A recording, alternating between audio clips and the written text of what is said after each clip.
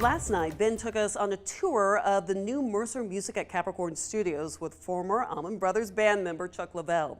Ahead of its reopening and the big revival concert next week, Leavell talked about the rich past of Macon music and believes there's much more music to be made. Tonight, we introduce you to a band of brothers who could be writing that next chapter in Macon music history.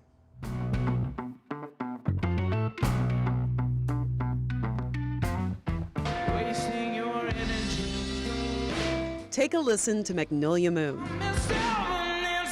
Just one of many musical groups performing at the celebration of Mercer Music at Capricorn's reopening.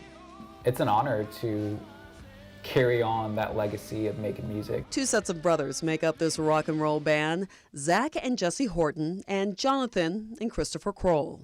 A lot of that chemistry between musicians is usually what makes up a good performance or a good band, I think, and it's just real easy when you're playing music with people that you love or people you enjoy being in company with. Magnolia Moon is just 2 years old, but the band draws its sound from the southern rock roots dating back decades. Blues and southern gospel music, which is something we grew up around, but I never really found a great deep appreciation for until living here. This is the realness, guy. A sound Alan Walden knows all too well from his time starting Capricorn Records with his brother Phil in the late 60s.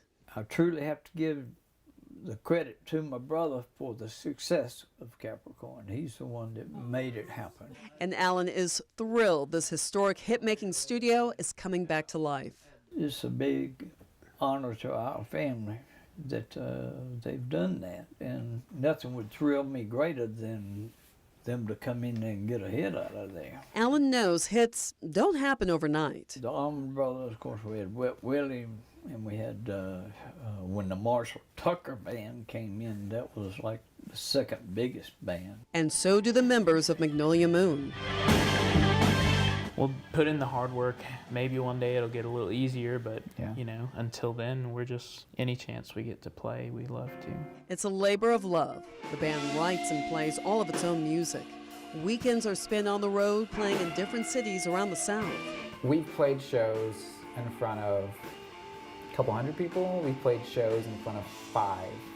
It always feels the same for us. Like when we're up there, like we still feel that fulfillment, that joy of just playing our music for people.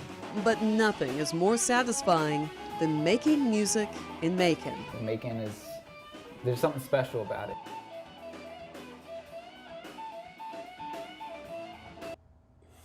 Now Magnolia Moon just finished recording its second album, no title yet, but the band expects to release it before next summer.